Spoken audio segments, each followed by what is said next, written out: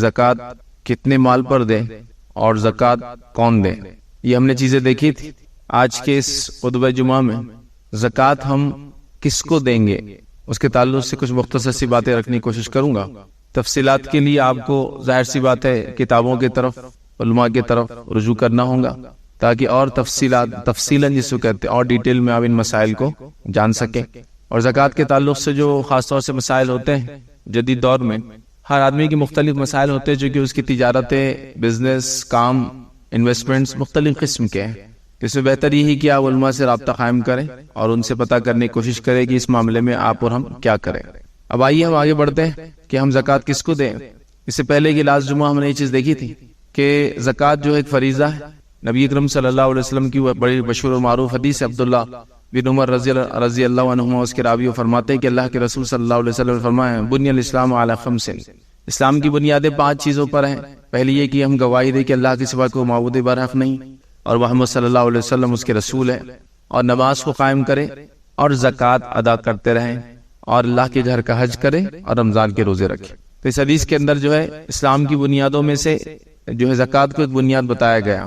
لیکن ایک بات، ایک غلط فہمی جو مسلمانوں میں عام ہوتی چلی جا رہی وہ یہ ہے کہ مسلمان یہ سمجھتے ہیں کہ زکوٰۃ جو ہے یہ مالی ٹیکس ہے۔ زکوٰۃ مالی ٹیکس نہیں، یاد رکھیں، زکوٰۃ مالی عبادت ہے۔ ٹیکس جو وصول کیا جاتا ہے وہ جائز بھی ہو سکتا ہے، ناجائز بھی ہو سکتا ہے، وہ جبرن بھی لیا جا سکتا ہے، آپ خوشی سے بھی دے سکتے ہیں، لیکن زکوٰۃ ویسا نہیں ہے۔ زکوٰۃ ایک مالی عبادت ہے جو ہر کسی پر نہیں ہے۔ وہ جو صاحب نصاب ہو، پھر اتنا مال اس کے پاس، ایک خمری سال، سورج چاند کے اعتبار سے جو ایک سال ہوتا ہے 355 دن اپروکسیمیٹلی وہ باقی رہے، اس کے بعد اس پر اس کو زکوٰۃ دینا، وہ بھی صرف 2.5% عمومی طور سے۔ کھیتی باڑی پر 5-10 ہوتا ہے اور خزانہ وغیرہ مل جائے تو 20 ہوتا ہے، لیکن عام اعتبار سے 2.5% ہے، جو کہ اتنا کم ہے جس کی کوئی انتہا نہیں۔ تو ہمیں چاہیے کہ بغیر کوتاہی کے ہم زکوٰۃ دینے کے معاملے میں جو آگے بڑھے، بلکہ 2.5% کے علاوہ صدقات اور خیرات میں خوب بڑھ چڑھ کر آگے حصہ لیں۔ اور صدقات اور خیرات کے تعلق سے تو ہمیں یہاں تک ملتا ہے کہ 1/3 تک اپنا مال خرچ کرنا چاہیے، اور اس کے بڑے فضائل بتائے گئے۔ اس لڑکے کو اب یاد کیجئے جس کے تعلق سے آتا ہے کہ بنی اسرائیل کو جب ایک گائے ذبح کرنے کا حکم ہوا، انہوں نے بھیجا، اپنے نبی سے سوال کیا کیسی، کیا، کلر، عمر، اور بہت سارے سوال کیے۔ اللہ رب العزت نے بڑا مشکل کر دیا ان کے لیے پھر اس جانور کو ڈھونڈنا۔ جب وہ ڈھونڈتے ڈھونڈتے پہنچے تو انہیں ایک جانور ملا، بڑا لمبا قصہ ہے اس کے پیچھے، خیر وہ مقصد نہیں، وہ حدیث آپ کا بھی بڑی طویل حدیث ہے۔ تو جب وہ پہنچے وہاں تو وہ جانور جس کے پاس تھا، جو اس کا مالک تھا، اس نے کہا کہ ہم کو تو بیچنا ہی نہیں۔ تو بنی اسرائیل نے کہا کہ اگر ہم سونے کے بھاؤ خریدنے ہوتا جتنا اس کا سونے کا وزن ہے، اس نے کہا کہ ہاں اتنا دو، تو ان کا دل نہیں تھا قربان کرنے کو، اس لیے کہ وہ سونے کے وزن کے برابر خریدنا پڑا۔ 1/3 مال خرچ کرنا صدقے کے معنی میں آئیں گا۔ زکوٰۃ تو فرض ہے، صرف 2.5% ہے۔ تو ہمیں چاہیے کہ ہم زکوٰۃ تو ادا کریں، دل سے ادا کریں، اور ساتھ میں صدقات اور خیرات کا ایک معمول بنا لیں۔ صدقات اور خیرات زندگی میں بڑی برکتیں لاتے ہیں اور ایسے فائدے اور بینیفٹس دیتے ہیں جو ٹینجیبل نہیں ہے، جن کو ماپا نہیں جا سکتا، یاد رکھیے، بس وہ محسوس کی جا سکتے کہ دیکھو زندگی میں اس کی اتنی برکتیں، اتنے فائدے، اتنا یہ اچھے زندگی گزار رہا ہے۔ تو بہرحال ہمیں جو ہے زکوٰۃ کے دینے کے معاملے میں پیچھے نہیں ہٹنا چاہیے، اور اس کو جبرن ٹیکس بھی نہیں سمجھنا چاہیے، بلکہ خوشی کے ساتھ آگے بڑھ کر دل کی جس کو کہتے ہیں راضی کر کے اللہ کی خوشنودی حاصل کرنے، اس کا قرب حاصل کرنے ان لوگوں کو دینا چاہیے جو اس کے واقعے میں مستحق ہیں۔ جس طرح سے ایک انسان کے جسم پر اگر غلاظت گندگی لگ جائے تو غسل لے کر اپنے آپ کو پاک کرتا ہے، تو ویسے ہی جب مال آپ کے پاس 1 سال رہتا ہے تو وہ نقصان ہی پہنچاتا ہے، اور اس کو پاک کرنے کے لیے ہم کو وہ مال دینا پڑتا ہے۔ جب مال اپنے مال سے ہم زکوٰۃ کا نکال دیتے ہیں تو ہمارا مال پاک ہو جاتا ہے، لیکن یہ مال جن کو دیا جاتا ہے ان کے لیے پاک ہی ہوتا ہے، یاد رکھیے، لیکن ہمارے لیے رکھنا ناپاک ہو جاتا ہے۔ اور یہ 2.5% جو مال نکلتا ہے، یاد رکھیے، اس لیے بھی اللہ رب العزت حکم دیا تاکہ مال چلتا رہے، یاد رکھیے، سماج کے اندر، چونکہ مال کا رکنا ویسے ہی نقصان دیتا ہے، جیسا پانی ایک جگہ رک جائے تو سڑ جاتا ہے، خراب ہوتا ہے، تو مال رک جائے تو وہ نقصان دیتا ہے، یاد رکھیے۔ تو لہٰذا 2.5% جب پیسہ نکلتا ہے مسلمانوں کا، مستحقین تک جاتا ہے، وہ اس کا فائدہ اٹھاتے، ایک اکنامیکل سائیکل چل پڑتی ہے، یاد رکھیے، اور لوگوں کو اس کا فائدہ ہوتا ہے، یاد رکھیے۔ اسی طرح اللہ رب العزت قرآن کے اندر، آئیے اب ہم دیکھتے ہیں ہم زکوٰۃ کس کو دے، نہ دینے کے کیا نقصانات تھے۔ پچھلی بار ہم نے دیکھا تھا کہ جو زکوٰۃ نہ دے اس کی زکوٰۃ جو ہے ایک گنجے سانپ کی شکل میں آئیں گی، اس کی گردن کے اطراف میں توق کے طرح وہ لپٹ جائیں گا، اور اس کے چہرے پر وہ ڈسیں گے اور کہیں گے انا کنزک انا مالک، میں تیرا خزانہ ہوں، میں تیرا مال ہوں۔ کچھ روایتوں کے اندر آتا ہے وہ جانور جو ہے موٹے تازے ہو جائیں گے، بڑے بڑے ہو جائیں گے جن کی زکوٰۃ نہ دی جائے، اور قیامت قائم ہونے کا جو ایک دن ہے وہ 50,000 سال کا، 50,000 ایئرز تک اس انسان کو رونتے رہیں گے۔ قرآن کی آیتوں میں ملتا ہے کہ جو لوگ اپنے مال کی زکات نہیں دیتے وہ مال ان کے چہروں کے اوپر اور ان کے جسم کے اوپر کے حصے پر اور سائڈ سے اور پیچھے کے حصے پر پگھلا کر ڈالا جائیں گا، اس لیے کہ وہ مال تھا جس کی یہ لوگ زکات نہیں دیا کرتے تھے۔ تو لہٰذا مال کی زکات دینا ضروری ہے، اس کو ٹیکس جیسا ظلم نہ سمجھے بلکہ عبادت ہے، اور خوشی سے اس کو جو ہے کرنے کی ہم جو ہے کوشش کریں، بلکہ کوشش کریں کہ زائد کیا دے سکتے ہیں لوگوں تک وہاں تک پہنچائے۔ اب آئیے زکات کس کو دیں گے، جس کے تعلق سے اللہ رب العزت فرماتا ہے سورہ توبہ سورہ نمبر 9 اس کی آیت نمبر 60 میں اللہ رب العزت نے فرمایا، جو بھی شخص چاہتا ہے اس کی تفسیر بعد میں دیکھ لے، اللہ فرماتا ہے اور کہتا ہے انما الصدقات للفقراء والمساکین والعاملین علیہا والمؤلفۃ قلوبهم وفی الرقاب والغارمین وفی سبیل اللہ وابن السبیل فریضۃ من اللہ واللہ علیم حکیم۔ اللہ فرماتا اور کہتا ہے کہ بے شک انما الصدقات للفقراء، زکوٰۃ جو ہے وہ فقیروں کے لیے ہے اور مسکین کے لیے ہے۔ ایک ایک چیز کو ہم دیکھتے ہیں اور اس کی تشریح بھی لیتے چلتے ہیں۔ تو سب سے پہلے زکوٰۃ یاد رکھی وہ فقیروں کے لیے ہے۔ فقیر کون ہوا؟ وہ انسان جو بہت کم مال اپنے پاس رکھتا ہے۔ کچھ نے اس کی تشریح یوں کی کہ جس کے اخراجات کے مقابلے میں صرف آدھا ہی مال اس کے پاس رہتا ہے یا اس سے کم، اس کے اخراجات سمجھ لیجیے ایک مہینے کے 100 روپیہ اور بیچارے کے پاس صرف 50 ہوتے ہیں یا اس سے کم ہوتے ہیں، تو وہ اس کے لیے ایلیجیبل ہو گیا کہ اس کو زکوٰۃ دی جائے یاد رکھیں۔ لیکن اس بات کو بھی خاص ہم خیال رکھیں کہ آج کل معاملہ یہ ہو چکا ہے کہ خرچ کی کوئی لمٹ ہی نہیں رہی، نہ مالدار کے پاس نہ غریب کے پاس۔ تو ہر آدمی یہ سمجھ رہا ہے کہ میں مستحق ہوں زکوٰۃ کا، اور وہ لے رہا ہے زکوٰۃ کسی سے بھی کہ بڑا بھائی دے رہا ہے چلو لے لو، اس لیے میں مستحق ہوں، چونکہ اس نے خرچوں کی لمٹ ہی نہیں بنائی۔ اب خرچے لمٹ لیس ہے تو پھر کیا کریں گے؟ یا خرچوں سے مراد وہ عام خرچے جو انسان کی ضرورت ہوتے ہیں، جیسا اس کو کہیں گے روٹی کپڑا اور مکان، تو مکان سے ہم مراد ہمارے ملک میں کرائے کا مکان بھی لے سکتے ہیں۔ کسی ملک میں ذاتی مکان ہونا بھی ضرورت ہو سکتا ہے انسان کا، اس کے لیے بھی زکوٰۃ دی جا سکتی ہے۔ ہمارے ملک میں نہیں، یہاں تو زندگی لوگوں کی کرائے گھروں میں گزر جاتی ہے۔ تو ایک کرائے کا گھر ہو تو اس کا کرایہ نکل جائے، کھانے کو جو لگتا ہے وہ ہو جائے اور پہننے کو جو لگتا ہے ہو جائے، آج کے دور پہ تعلیم وغیرہ پہ جو پیسہ لگتا ہے وہ ہو جائے، یہ کافی ہے۔ لیکن لوگ شادی بیاہ جہیز لوازمات، اس میں جو رسومات اور اچھے کپڑے اور سب چیزوں کو داخل کر دیتے ہیں، تو ہر آدمی مستحق نظر آتا ہے، مطلب پھر سبھی کیٹیگری میں آ جاتے فقراء کی، اور نتیجہ یہ ہو رہا ہے کہ ریئل جو فقراء ہے وہ بیچارے زکوٰۃ تک پہنچ ہی نہیں پا رہے، اور دیگر لوگ جنہوں نے اپنے آپ کو فقراء بنا لیا، اور وہ لوگ عام طور سے دیکھا جاتا ہے خاندان کے ہی لوگ ہوتے ہیں، پورا زمانہ صرف آپ سے زکوٰۃ لیتے جا رہے ہیں، مطلب ہر سال آ رہا ہے انہیں کو آپ زکوٰۃ دے رہے ہیں، اس لیے کہ ابھی تو صرف کھانا ہو رہا ہے، کھانے کے بعد میٹھا کہاں مل رہا ہے ہم کو، تو دیکھو تو ہم کتنے مستحق ہو گئے، ہم تو صرف عام کھانا کھا رہے، گھومنے کا جانا ہو رہا سال بھر میں، تو ہم زکوٰۃ کے مستحق ہو گئے۔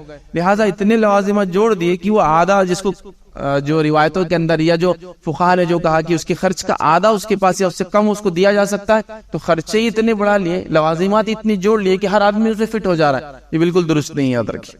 تو لہٰذا فقیروں کے لیے، فقراء اس کی جمع ہے، تو لہٰذا وہ آدمی جو غریب ہے۔ کچھ روایتوں میں ایسے بھی الفاظ ملتے ہیں جس کے پاس ایک وقت کا، ایک دن اور ایک رات کا کھانا ہو تو وہ مانگ نہیں سکتا، وہ فقیر نہیں ہے، پھر ہاں وہ اتنا نہیں ہے تو اتنا مانگ سکتا ہے۔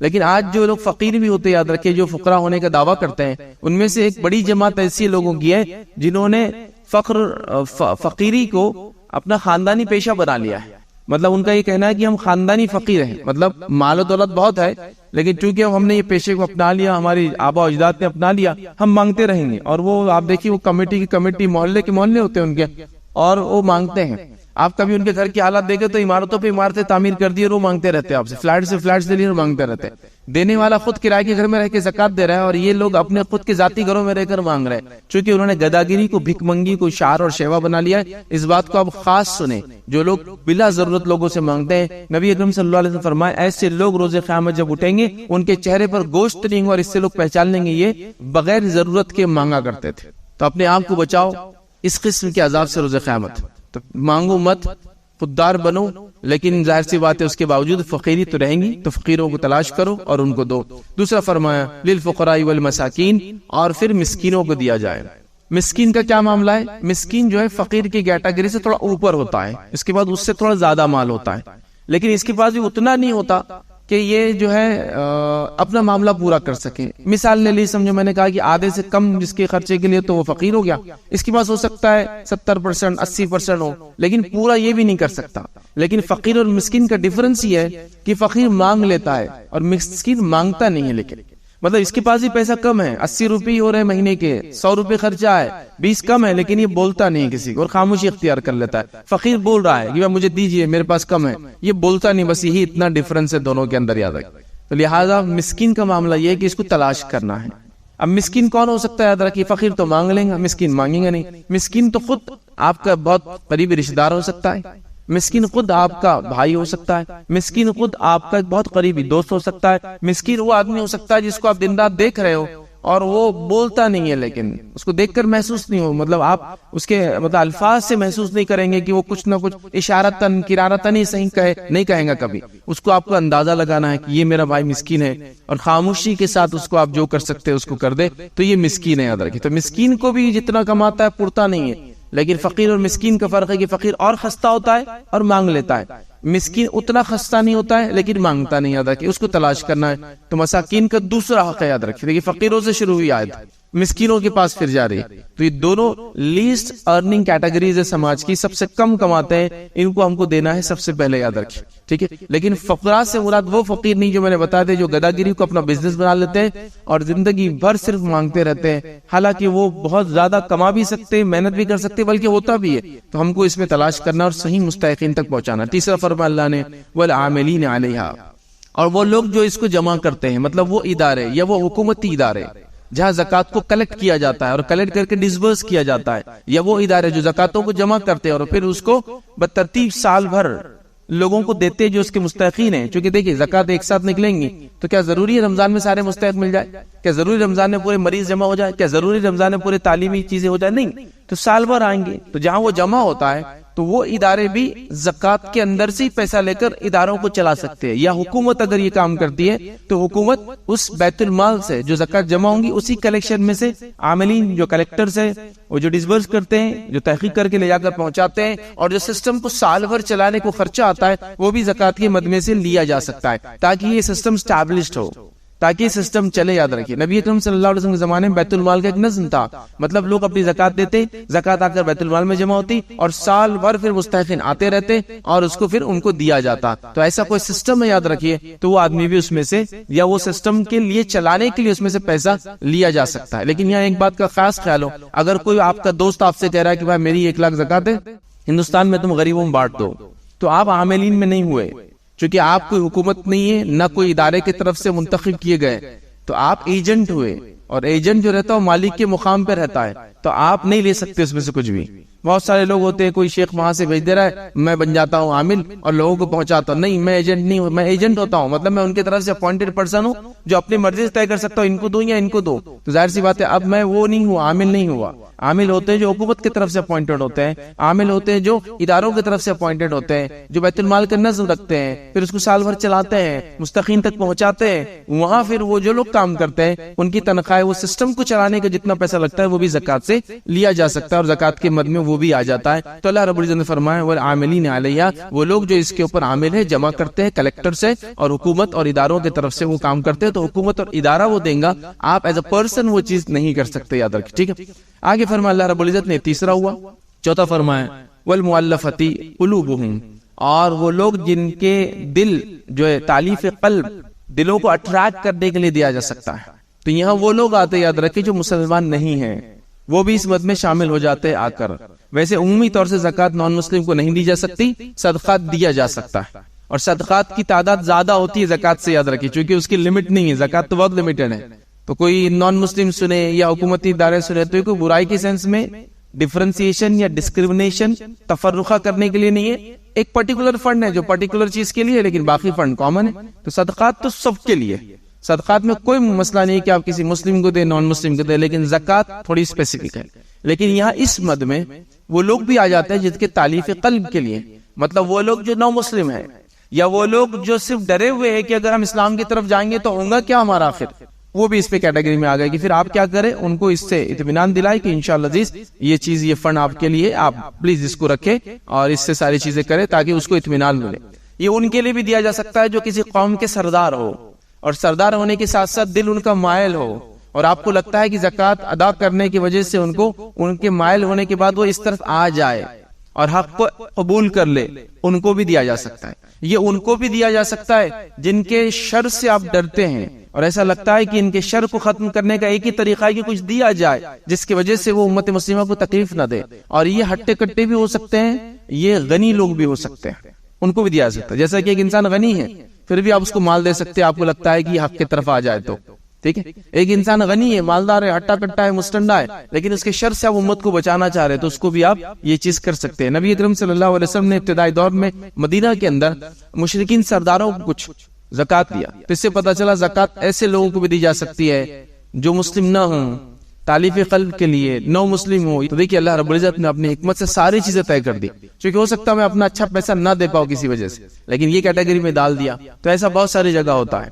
ہم لوگ حکمت کو اختیار نہیں کرتے, نبی اکرم صلی اللہ علیہ وسلم کو سنت کو پڑھتے نہیں ہیں. اگر وہ سب ہم کرنے لگے نا سبحان اللہ, تو اتنے ابواب ہے, ایک سے ایک اسباق ہے کہ ہم ایک آسان اور بہت اچھی زندگی آج بھی گزار سکتے ہیں.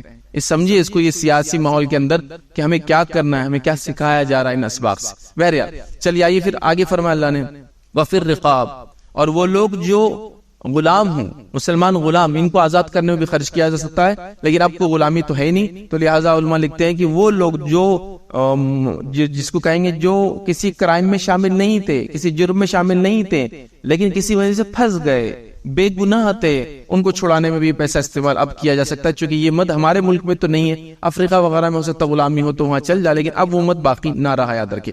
پھر اللہ نے فرمایا وفی الرقاب والغارمین, اور ایسا شخص جو مقروض ہو اس کے لیے بھی زکات دی جا سکتی ہے. تو مقروض کو بھی یاد رکھیے آپ زکات دے سکتے ہیں. چھٹا اس کا مد ہے قرض جس پر ہو, اور مقروض میں دو لوگ شامل ہوتے ہیں, یاد رکھیے. پہلا, میں نے اپنے ذاتی خرچے کے لیے کچھ قرض لیا ہے, اب میں اس کو ادا نہیں کر پا رہا ہوں, تو میں اس سے ادا کر سکتا زکات سے. میں نے کسی اور کی قرض ادا کرنے کا بیڑا اٹھا لیا ہوں, گارنٹر بن گیا ہوں کہ بھائی ان کا قرض میں دے دوں گا, ان کو چھوڑ دو ابھی تم, تو اب میں بھی چکا نہیں پا رہا ہوں, تو پھر میں بھی زکات لے سکتا ہوں, لیکن اس کے لیے, اور وہ بھی زکات لے سکتا لینا چاہے. تو لہٰذا اس کے اندر جو غارمین ہے اس میں دو لوگ ہیں, ایک میں جو ذاتی طور سے قرض لیا ہوں, میرا قرض چکانا ہے, اور دوسرا اگر میں نے کسی کے قرض چکانے کا ذمہ لیا ہوں کہ بھائی میرے فلاں بھائی کا قرض چکاؤں گا, نہیں چکا پا رہا ہوں, تو میں بھی زکات لے سکتا ہوں. اب یہ بول کر کہ زکات مجھے نہیں چاہیے, لیکن میں نے کسی کا بیڑا اٹھا لیا, ذمہ لے لیا ہوں, اب اس کا قرض مجھے چکانا ہے, آپ مجھے دیجیے, اور پھر آپ وہ چکا سکتے ہیں. پھر چھٹا ہوا وفی سبیل اللہ, اور اللہ نے فرمایا اور اللہ کی راہ میں, جس میں علماء لکھتے ہیں جو اکثر قدیم علماء کی راہ ہے وہ ہے قتال فی سبیل اللہ. قتال فی سبیل اللہ, اس کے اندر یہ جو ہے مد شامل ہے. اور قتال کے علاوہ کچھ جدید علماء نے, دیگر کچھ علماء نے یہ فتوی بھی دیے کہ دعوت و تبلیغ کے کام میں بھی استعمال آج کے دور میں کیا جا سکتا ہے, چونکہ آج اس کی بڑی بڑی سخت ضرورت ہے. تو ان کے جدید کچھ علماء کے سے فتوی موجود ہے, آپ چاہے تو اس کو پڑھیں, جس میں ہر وہ چیز جس کے ذریعے یا تو اسلام کا نشر کیا جاتا ہے, اسلام کے بارے میں پائی جانے والی غلط فہمی دور کی جاتی ہے, یا اسلام کے بارے میں لوگوں کو پہنچایا میسج یا پیغام پہنچایا جاتا ہے, تو وہ سب کو دیا جا سکتا ہے. خاص طور سے یوروپ ہے, امریکہ ہے وغیرہ, جہاں دعوت سینٹرز چلتے ہیں, وہاں مسجد وغیرہ کی پرمیشنز نہیں ہوتے, اور وہ لوگ دعوت و تبلیغ کام ان اداروں سے کرتے, تو کہاں یہ بھی اس کے لیے ایلیجیبل ہے. لیکن قدیم علماء کی تمام کی رائے یہ کہ قتال فی سبیل اللہ یہاں مراد ہے, اللہ کی راہ میں جہاد یہاں مراد ہے, دوسرا کچھ بھی نہیں یاد رکھے. تو یہ ہوا یاد رکھی ساتواں وابن السبیل. اور اس کے بعد مسافروں کے لیے, مطلب وہ شخص جو سفر میں ہو اور سفر میں آیا ہو, مال و دولت ختم ہو گیا ہو, یا لٹ گیا ہو, یا چھین لیا گیا ہو, یا پریشان ہو گیا ہو, یا ایسی کوئی مطلب یہ مصیبت اس پر آ گئی ہو جس کے لیے اس کو مال کی ضرورت ہے, اور وہ مسافر ہو. وابن السبیل. اور مسافر کی جو کیفیت ہے قرآن نے دیکھیں ایسے بیان کی کہ اس کو راستے کا بیٹا کہا. ابن کہتے ہیں بیٹے کو, اور سبیل کہتے ہیں راستے کو.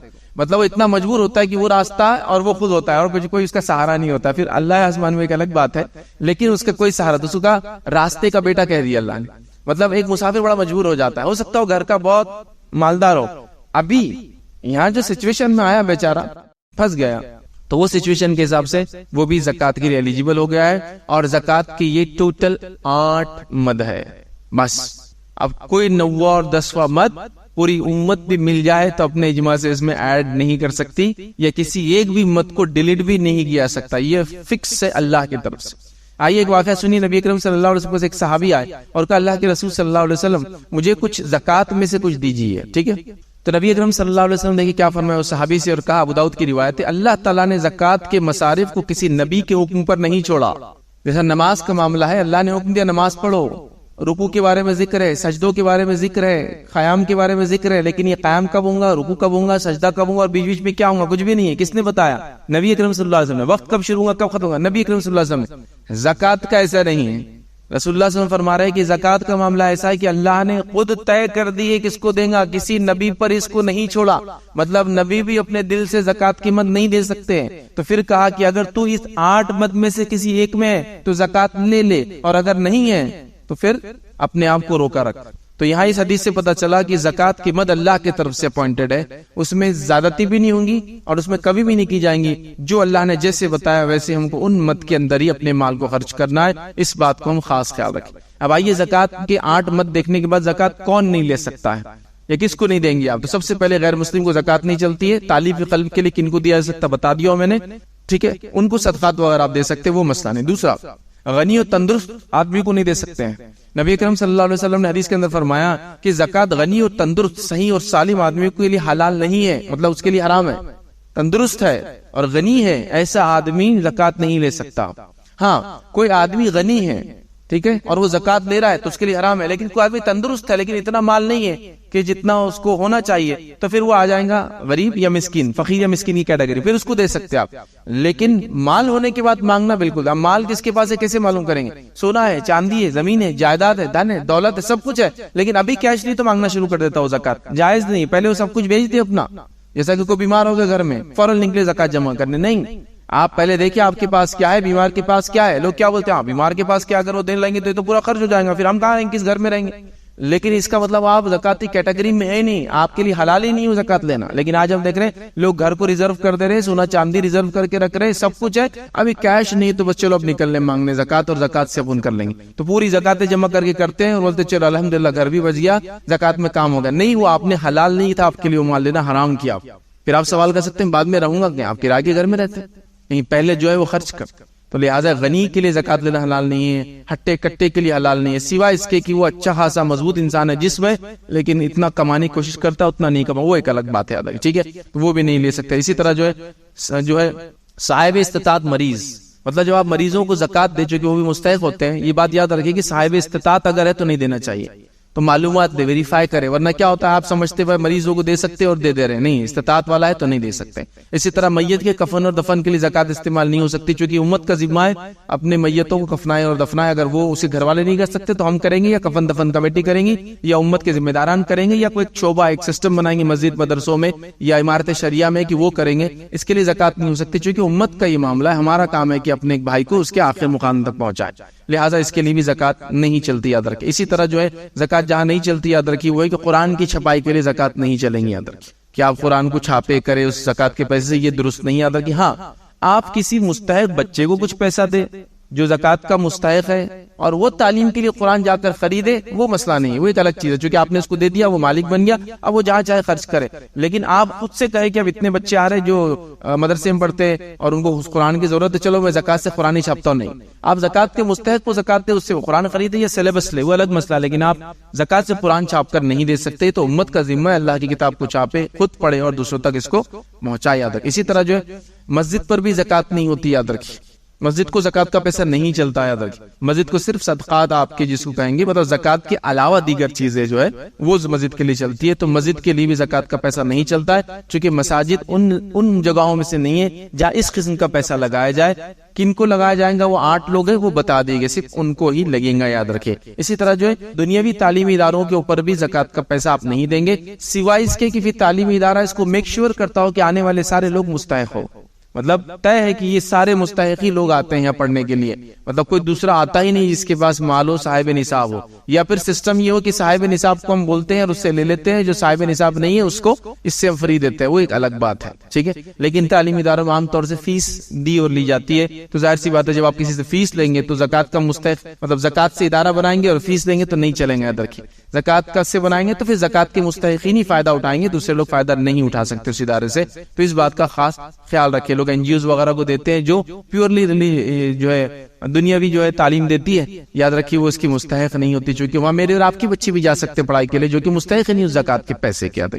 اسی طرح جو ہے شادی بیاہ کے اوپر زکات نہیں خرچ کی جا سکتی، یاد رکھیے جو عموماً ہمارے پاس چلن ہے، اکثر ہماری زکاتوں کا ایک بڑا حصہ اٹھا کے لوگ رکھتے ہیں بچی کی شادی خاندان میں دینا ہے، اور کیا کام کو دینا ہے؟ رسم کو دینا ہے، کھانے کو دینا ہے، جوڑے کو دینا ہے، گھوڑے کو دینا ہے، جہیز کو دینا ہے، فلاں اتنے لوازمات کر لیں، اسی کوئی امتحان۔ ہاں کوئی ایسا نوجوان یا کوئی ایسی خاتون جو شادی کی عمر ہو گئی، شادی کرنا ہے لیکن ضرورت کی چیزیں بھی پاس نہ ہو اور وہ مستحق ہو، اب مستحق کی کیٹیگری میں آ گئے تو زکاتی کیٹیگری میں آ گئے تو آپ ان کو دے سکتے ہیں، وہ ایک الگ مسئلہ ہے، لیکن وہ ضرورت کی چیزیں، ضرورت کی چیزیں کیا ہو سکتی ہے؟ جیسے اوڑھنے بچھانے کو کوئی چیز ہو جائے، اب شادی ہو گئی تو غسل وغیرہ زیادہ لگے گا تو کوئی پانی وغیرہ کا انتظام، گیزر وغیرہ کا انتظام کرنا، حمام وغیرہ گھر کے اندر بنانا، اب تک باہر جاتے تھے، یہ اس میں شامل ہو سکتا ہے، ضرورت کی چیزیں۔ لیکن یہاں ایسا ہو چکا ہے کہ تقریباً زکات کا ایک بڑا حصہ صرف شادیوں میں ہمارا دیا جاتا ہے، ان ویریفائڈ بھی کبھی کر دیا جاتا ہے، بس شادی ہے تو بس زکات دے دو، اور بڑی رقمیں دی جا رہی ہے، جبکہ زکات سے آپ لوگوں کو اسٹیبلش کرتے، تجارت سے لگاتے، بیماروں کا علاج کرتے، یہ مین مصارف تھے۔ شادی میں جاتا ہے تو شادی اس کی نہیں، سوائے اس کے کہ آدمی مستحق ہو اور اس کو آپ دے، لہٰذا اس معاملے میں امت خیال رکھے کہ شادی بھی ہمیں زیادہ خرچے نہ کرے، ورنہ زکات کے مستحقین کا پیسہ زیادہ تر دوسری چیزوں میں چل رہا ہے۔ ایسا کوئی نوجوان کہے کہ میری شادی کرنا ہے، مہر کے بھی پیسے نہیں میرے پاس، ہم کہہ سکتے کہ میرے پاس بھی پیسہ نہیں ہے لیکن زکات دے سکتا ہوں، کیونکہ مہر ضروری ہے نا۔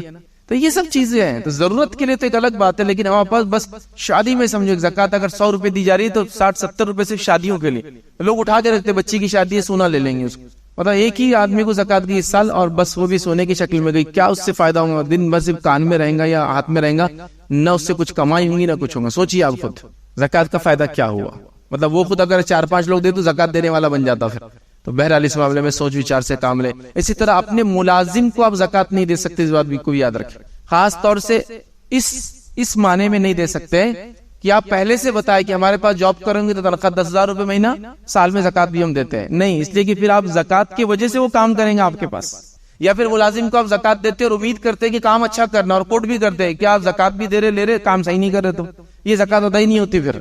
اس لیے کہ آپ ملازم کو زکات دے سکتے ہیں خاموشی کے ساتھ، بغیر بتائے کہ مطلب پہلے سے جب کانٹریکٹ ہوگا جاب پر آئے نہیں بولیں گے آپ کو زکات بھی دیں گے، لیکن کوئی ملازم ہے مستحق ہے، خاموشی سے آپ اس کو دے دیں، لیکن اس سے یہ ایکسپیکٹ مت کرے کہ کام اچھا کرے اس کی وجہ سے، یہ ایکسپیکٹ مت کرے کہ سال بھر بھاگ کے نہ جائے میرے پاس سے، یہ ایکسپیکٹ مت کرے کہ وہ حاجی اور جی حضوری کرے، تو پھر ایسا جائز نہیں ہے، اپنے ملازم کو پھر آپ زکات نہیں دے سکتے۔ لیکن آپ نے کوئی وعدہ نہیں کیا، کوئی بات طے نہیں ہوئی، آپ کو پتا چلا آپ کا ملازم بھی زکات کا مستحق ہے، دے دیجیے اس کو، کوئی مسئلہ نہیں، لیکن اس سے امید مت کیجیے کہ اب کام اچھا کریں گا، دل جوئی سے کریں گا، بھاگ کرنے جائیں گے۔ لوگ ہوتا ہے نا کام والیوں کو آتی کام کے لیے گھروں میں نے دیکھا، لوگ بولتے ہیں آپ کو تنخواہ 4,000 روپے مہینہ، سال میں 20,000 روپے زکات، ٹھیک ہے، وہ حساب کرتا ہے تو وہ ڈیوائڈ بائی 12 کر کے لگا لیتا، اچھا اچھی خاصی انکم ہے تو 5,000-5,500 ہو جائے، نہیں، یہ پھر درست نہیں ہے، یہ تو زکات کی لالچ میں وہ کام کریں گا، آپ بول نہیں سکتے ایسا۔ ہاں آپ نے زکات دیتے، لوگوں کو پتا ہے بھائی صاحب جو ہے زکات بھی دیتے، نوکروں کو ایک الگ بات ہے، لیکن کبھی بھی یہ نہ بولا جائے گا، نہ کوٹ کیا جائے گا، نہ امید رکھی جائے گی، نہ ایکسپیکٹ کیا جائے گا۔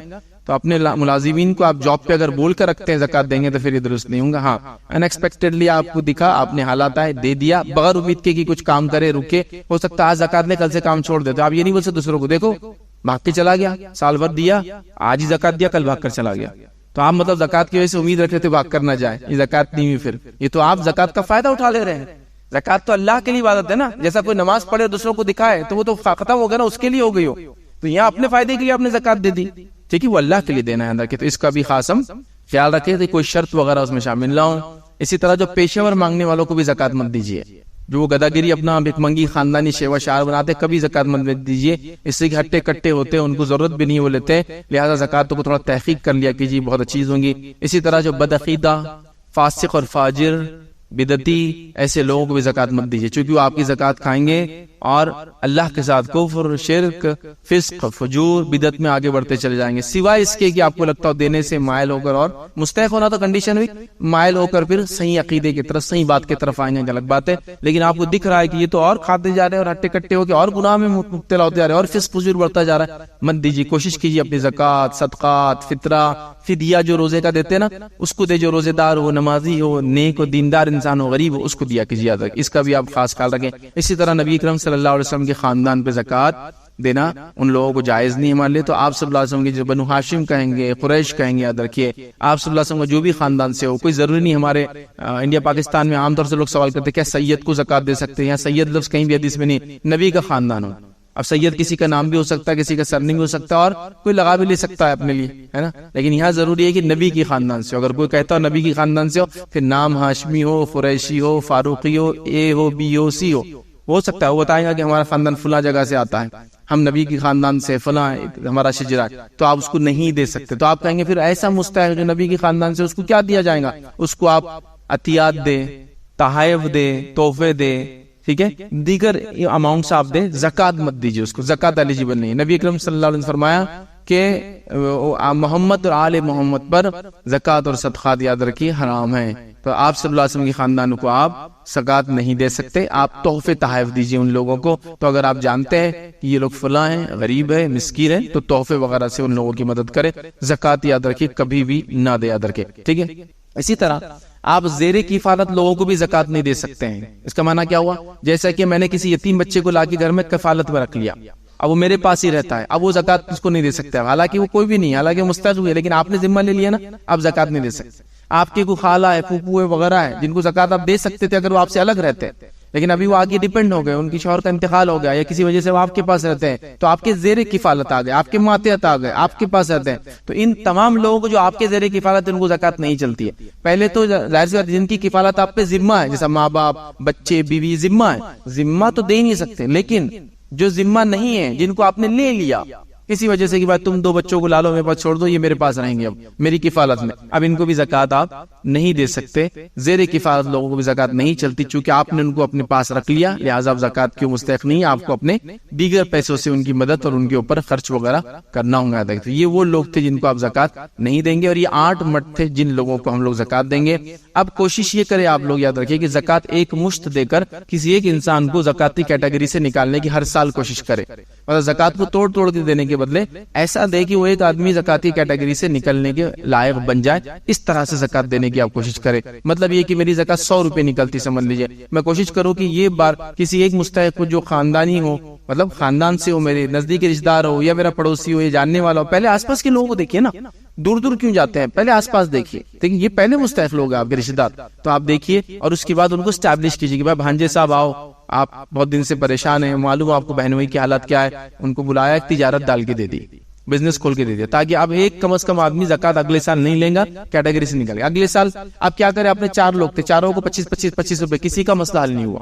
پھر اگلے سال 4 ہوگا, پھر 25-25 روپے, پھر مسئلہ حل نہیں ہوا. پھر اگلے سال ان کے بچے آنا شروع ہو گئے, 6 لوگ آ گئے, پھر آپ نے دیا 18-20-15 روپے جو بھی دے سکتے تھے, پھر مسئلہ حل نہیں ہوا. آپ سب کو بولے کہ میں یہ سال ان کو اسٹیبلش کر رہا ہوں, اگلے سالوں کے لیے آپ انتظار کریں, اللہ مجھے دے تو میں کر لوں گا. پھر اگلے سال پھر, اچھا آپ اپنا نہیں, آپ کے بھائی وغیرہ زکات کے خاندانی لوگ ملے, خاندان کی زکات جمع کرے اور خاندان کے مستحقین میں اسٹیبلش کرنے کا پلان کرے کہ ان کو یہ دلا کے کھڑے کر دیں گے, ان کو ایک چکی ڈال دیں گے, ان کو ایک سیکنڈ ہینڈ رکشہ دے دیتے ہیں, ان کو ایک ہاتھ گاڑی ڈال کے دے دیتے ہیں, ان کو فلاں کرتے ہیں, اور سب لگ گئے روزگار سے.